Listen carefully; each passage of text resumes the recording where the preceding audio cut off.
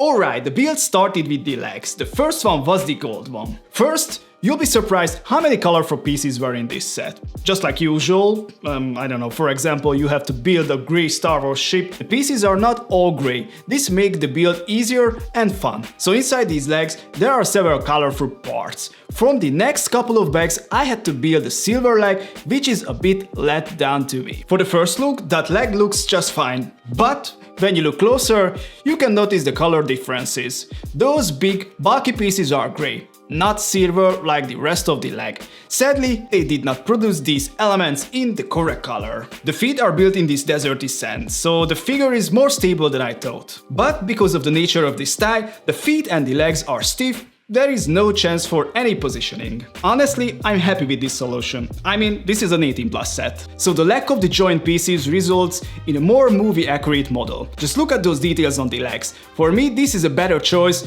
I don't miss the playability. The hip is also fixed in this position, so you can't turn his torso. There are several stickered cables on his stomach and on his waist too. On the torso you can find 2 printed pieces. These are cool looking additions to this set. But now we are in the playable section. C-3PO's arms can rotate by the shoulder. His elbow is in fixed position, but if you have the R2-D2 figure, you can switch one part in his elbow, so he can tap his friend's head. And just like usual, his wrist can rotate 360 degrees, and there is a surprise sticker in his palm. And now we are at his head.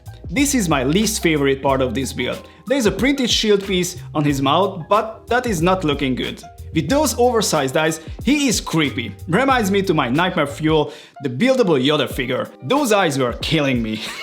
But at least we can turn his head 360 degrees. The set comes with a C-3PO minifigure, which has exactly the same gold and silver legs.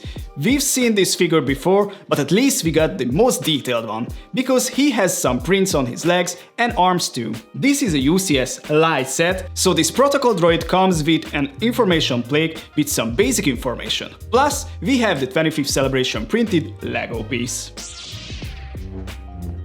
Overall, I'm happy with this set. C-3PO looks much better than the Chewbacca figure. Because he is a droid, his Lego form is executed much better. However, there are basically no playable functions. Yes, we can move his arms and we can turn his head, but that's all. It's not a problem for me because I like to display my sets. I'm not playing with them, but I understand that would may upset some folks. And with the 12 cents per piece, this is not the worst Star Wars choice you can make.